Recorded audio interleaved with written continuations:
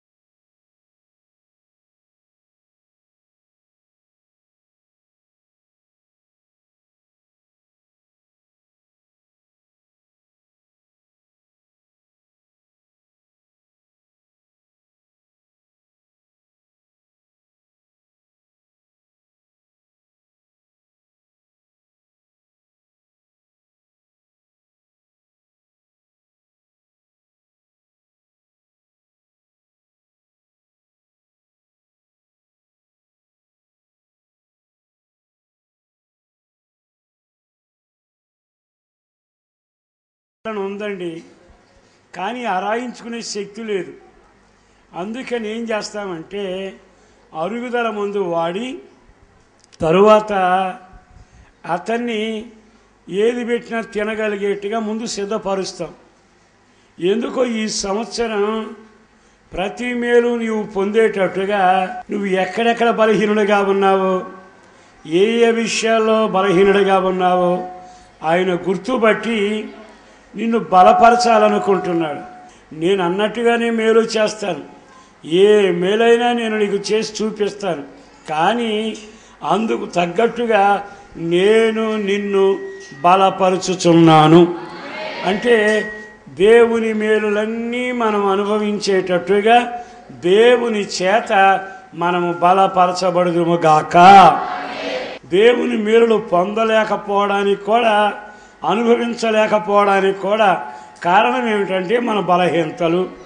దేవుడు ఎంత కార్యం అంటే ఎర్ర సముద్రం నిలువునా పాయలు చేస్తాడు, కానీ ఆ మేలు నీకు జరగడానికి ప్రార్థన చేసే బలం లేదు. నీవు వాక్యాన్ని నమ్మలేని బలహీనుడు, ఒక గంట ప్రార్థన చేయలేని బలహీనుడు, దేవునిపై ఆనుకోలేని బలహీనుడు. అందుకని నా దేవుడు అంటున్నాడు, నా మేలును నీవు అనుభవించేటట్టుగా నేను మొదటగా నిన్ను బలపరచబోతున్నాను. దేవుడు అబ్రహాం దగ్గరికి వచ్చాడు. అబ్రహాం దగ్గరికి వచ్చి, అబ్రహామా నేను నీకు సంతానాన్ని ఇస్తాను అన్నాడు.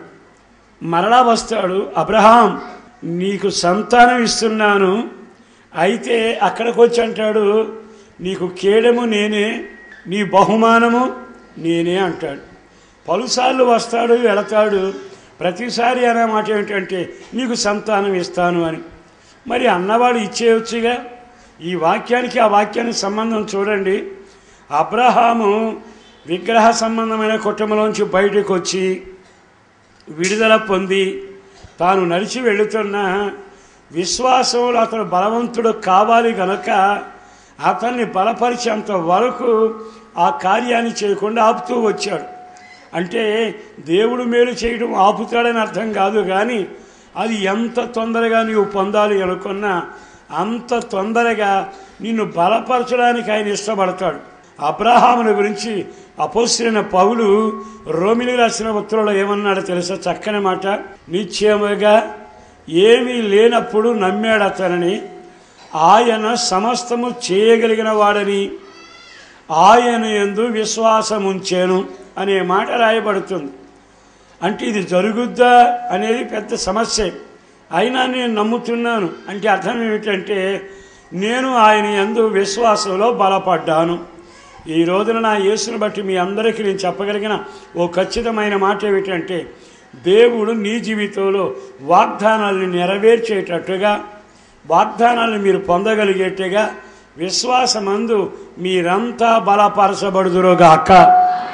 ఒకసారి హన్నా దగ్గరికి వెళ్ళి చూస్తాం.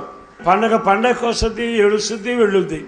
కానీ ఒకసారి మందిరానికి వచ్చాక అందరూ పండగ చేసుకుంటూ ఉండగా తాను మాత్రం పండగ సంబరాల్లో మునిగి తేలలేక అక్కడ ఒక స్తంభం ఉంటే ఆ స్తంభాన్ని ఆనుకొని ఎంత ఏడిచిందంటే ఏడ్చింది. అయ్యా, నాకు ఈ నిందను తొలగించవా? నీవు నాకు ఒక బిడ్డనిస్తే మళ్ళీ ఆ బిడ్డను నీకే ఇస్తానయ్యా అంటే ప్రార్థన ఎలా చేయాలో, ఎంతసేపు చేయాలో, ఏ విధంగా చేయాలో, దేవుణ్ణి ఎలా బ్రతిమలాడుకోవాలో, దేవుణ్ణి ఎలా ప్రసన్నగా చేసుకోవాలో అనేది ఆ సంవత్సరం బహుగా నేర్చుకుంది, బహుగా దండం పెట్టుకుంది. ఆ విధమైన కార్యం జరిగింది. వెంటనే దైవజనుడు, అమ్మా, నీవు దేవునితో చెప్పుకున్న మాటలు దేవుడు విన్నాడు, బయలుదేరు, నీవు కోరినట్టే నీ కబులుగాక, దేవుడు నిన్ను బలపరచునుగాక. మరి మనకి దేవుని యందు బలం ఎలా కలుగుతుంది? ఇది మనం ఆలోచించాలి. మనం బలవంతులం కావాలి అనుకుంటే కొన్ని ప్రాముఖ్యమైన విషయాలు బైబిల్లో చదవాలి. అపొస్తలుల కార్యములో దేవుడు ఒక రోజున వెళ్ళిపోతూ శిష్య బృందానికి చెప్పిన మాట ఏమిటో తెలుసా? నేను వెళుతున్నాను, మీకు ఆదరణకర్తను పంపిస్తాను.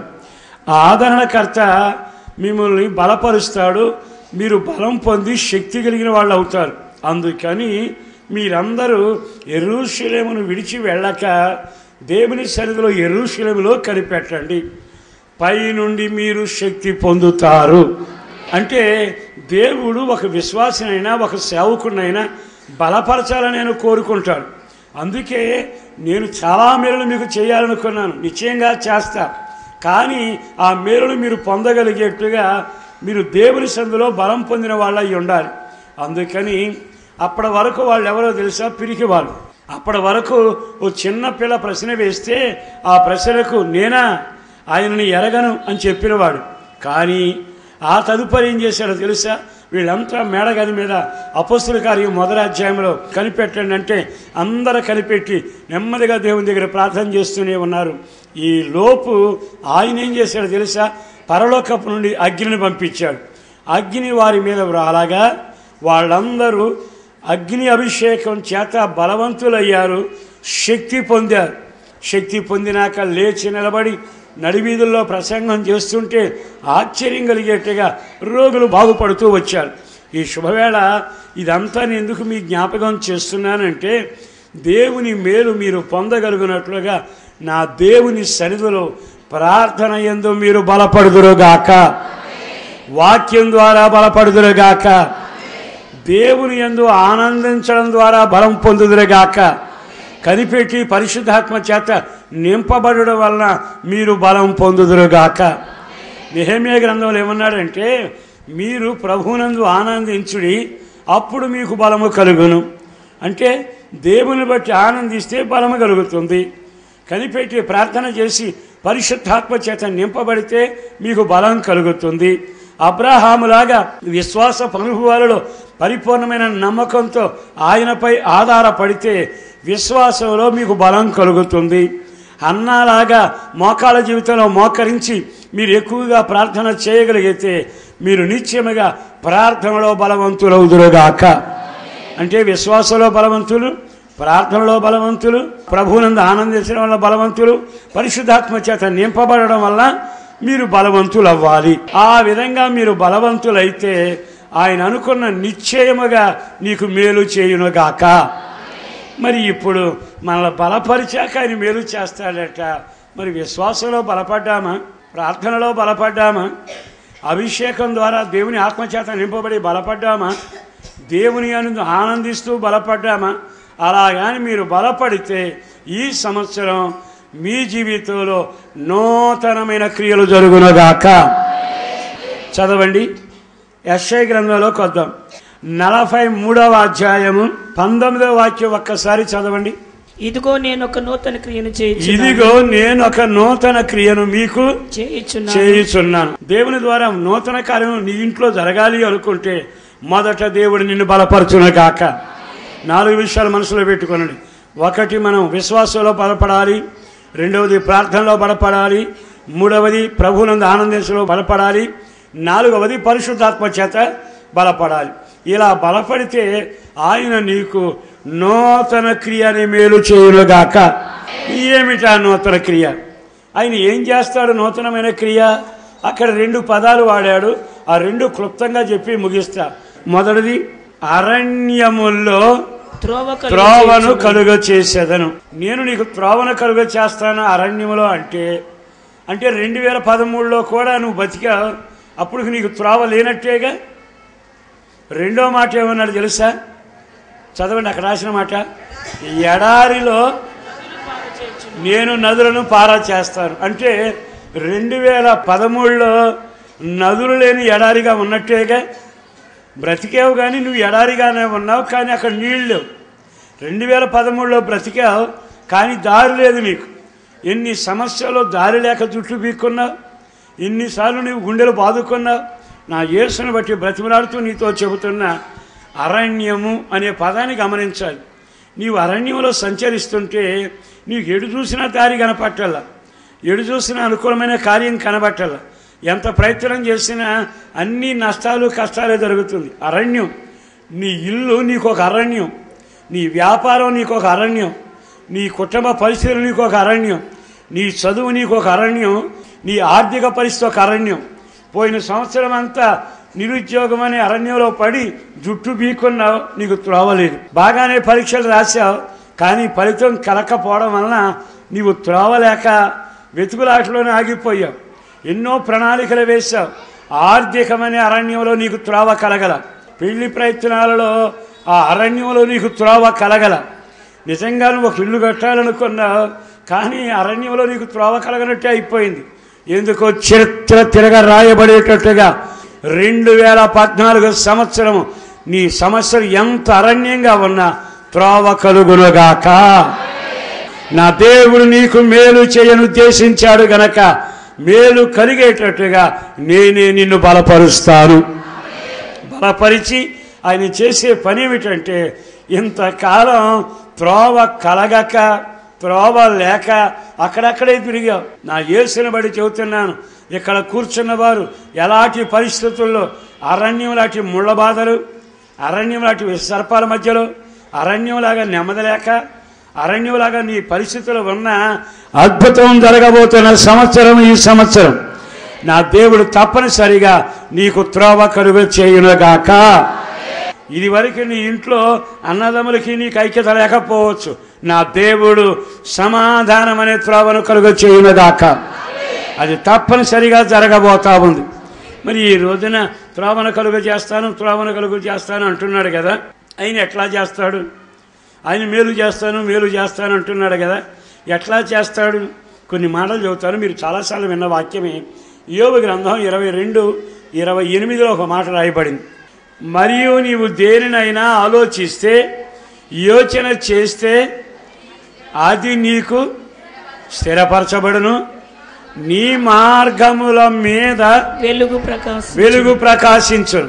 నా వెలుగును నీ త్రోవ కోసం పంపిస్తా, నా వెలుగును నీ మార్గాల మీద పడేటట్టుగా చేస్తా, నా వెలుగును నీకు దారి కలుగు చేసేట్టుగా చేస్తా.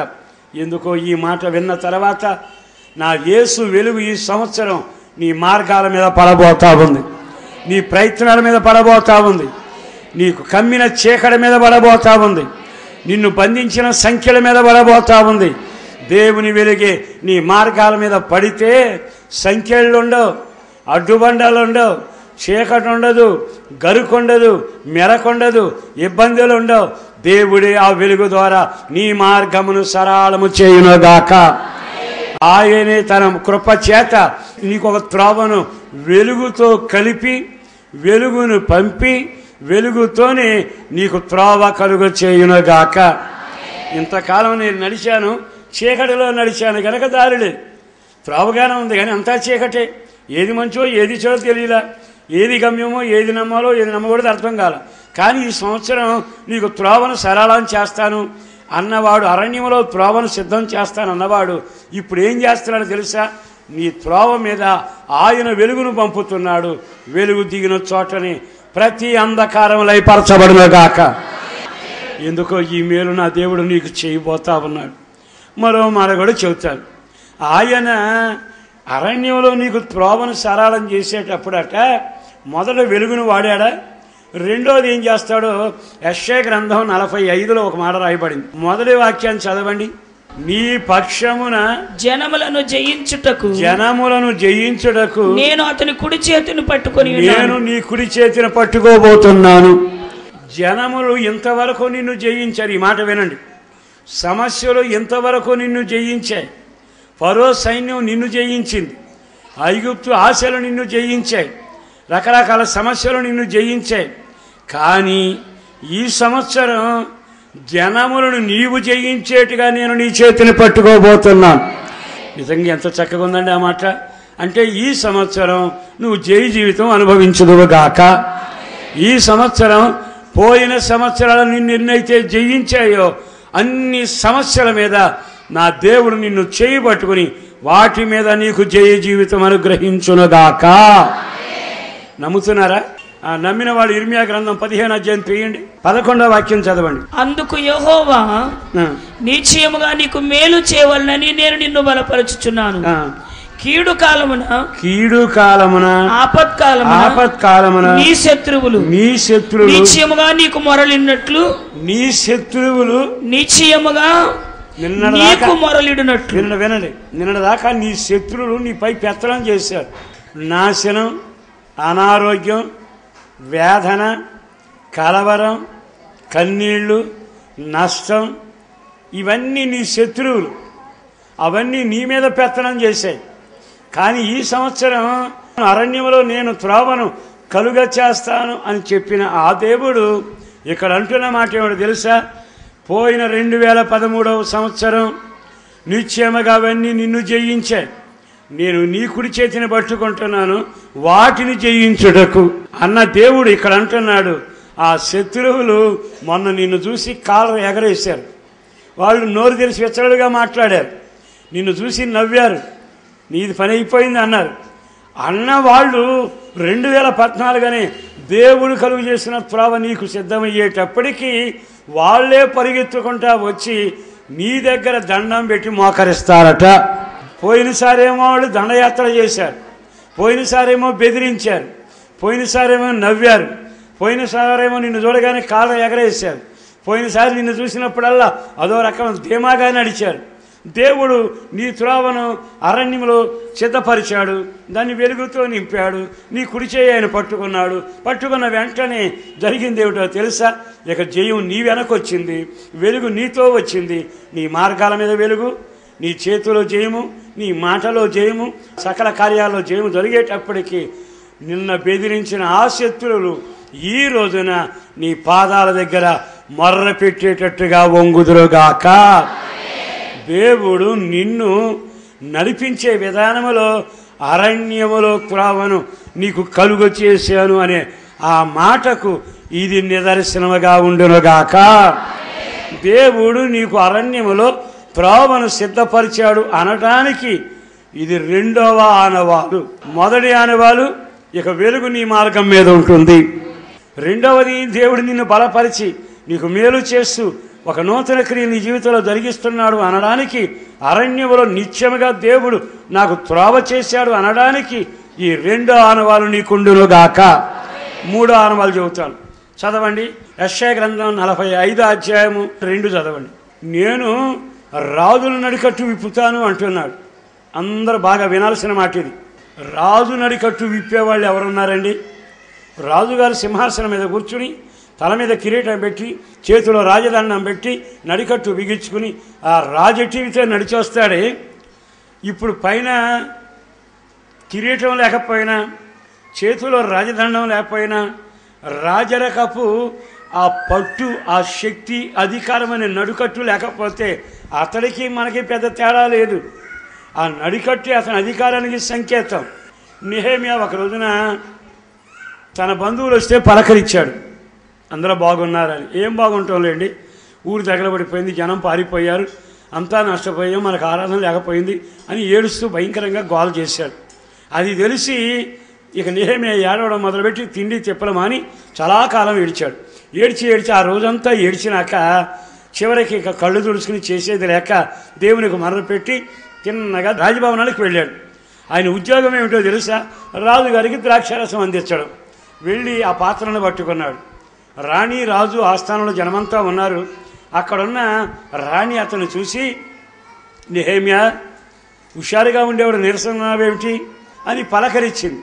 పలకరించాక చెప్పాడు, అయ్యా జబ్బు కాదయ్యా, నా దేవుని మందిరాన్ని గురించి, నా ప్రజల గురించి వాళ్ళ క్షేమం లేదట, అందుకని నేను బాధపడుతున్నాను ఎలుగెత్తి ఏడ్చి తన గోడు చెప్పుకుంటే, వెంటనే నీకు సెలవా, సర్లే 2 రోజులు సెలవు పెట్టుకుని వెళ్ళి చూసిరా అని అనాలి.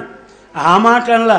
నీవు అక్కడికి వెళ్ళేందుకు అన్ని ఏర్పాట్లు నేను చేస్తా, సరుకిస్తా, పనివాళ్ళని ఇస్తా, నా సేనని ఇస్తా, సిఫారసు పత్రం ఇస్తా, రేవు దాటించే పని కూడా నేనే చేస్తా అని అన్నిటినీ సమకూర్చి నెమ్మదిగా ఆ దేశానికి పంపించాడు. ఎన్నిసార్లు ఈ వాక్యాన్ని చదివాం అంటే దాని అర్థం ఏమిటో తెలుసా?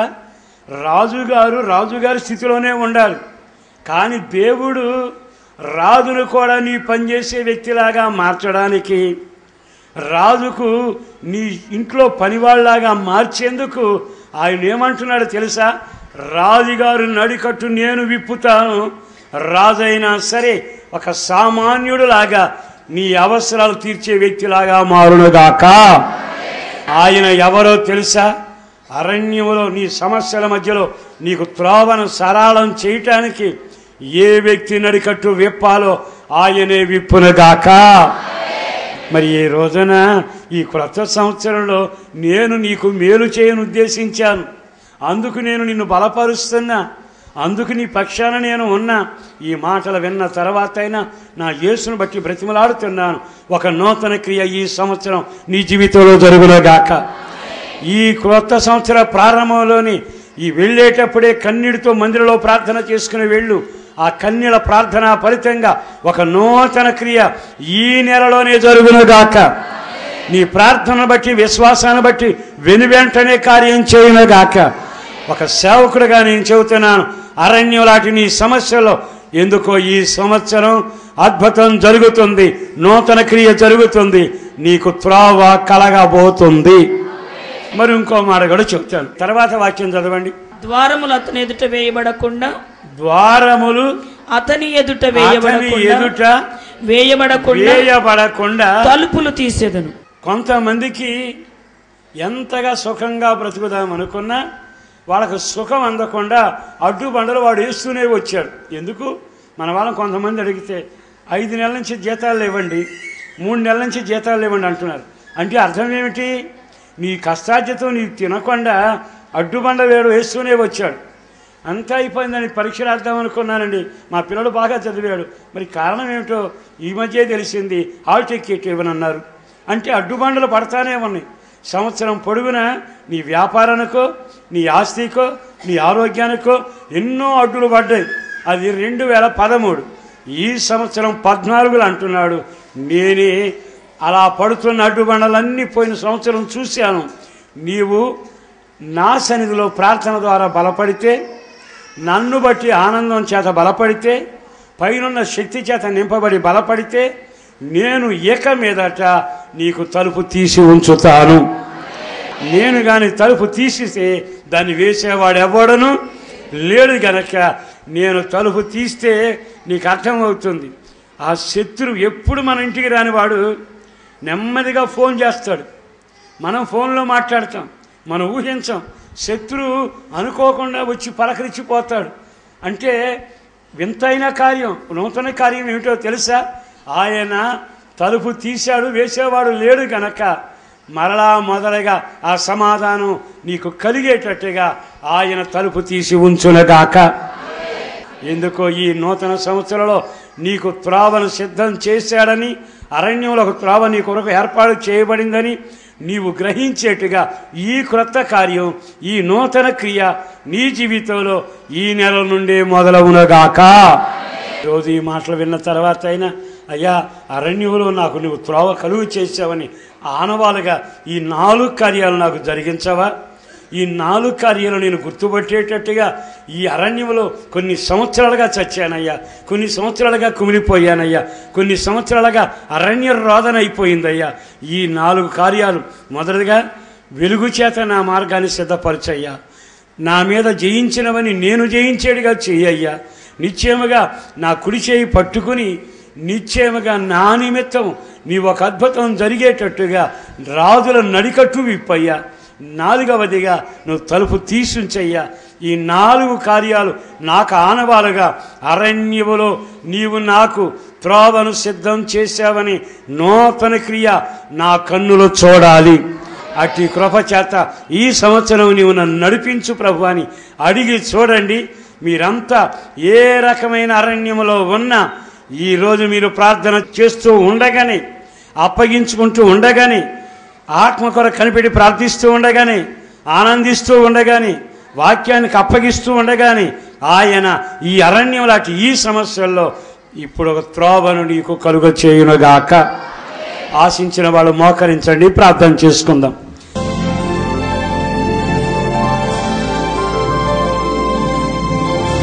బలమైన కార్యం జరిగించండి.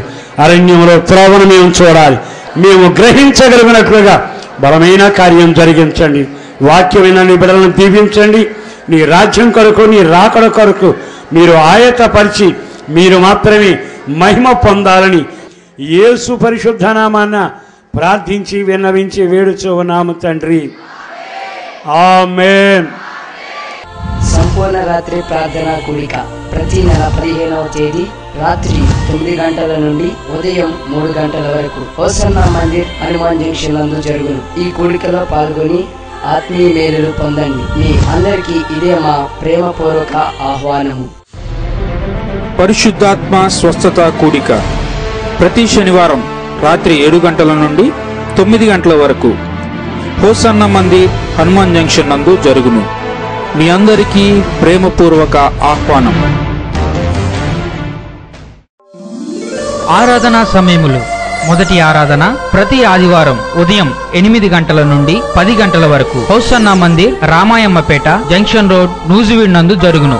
రెండవ ఆరాధన ఉదయం 10 గంటల నుండి 1 గంట వరకు హోసన్నా మందిర్ హనుమాన్ జంక్షన్ నందు జరుగును. మీ ప్రార్థనా వసతుల కొరకు మమ్ములను సంప్రదించవలసిన మా చిరునామా పాస్టర్ దేవదాస్ గారు, hosanna Mandir, Nuzvid road, Hanuman junction, Krishna జిల్లా, ఆంధ్రప్రదేశ్. మా ఫోన్ నెంబర్లు 08656242751 మరి ఒక నెంబర్ 9440772772.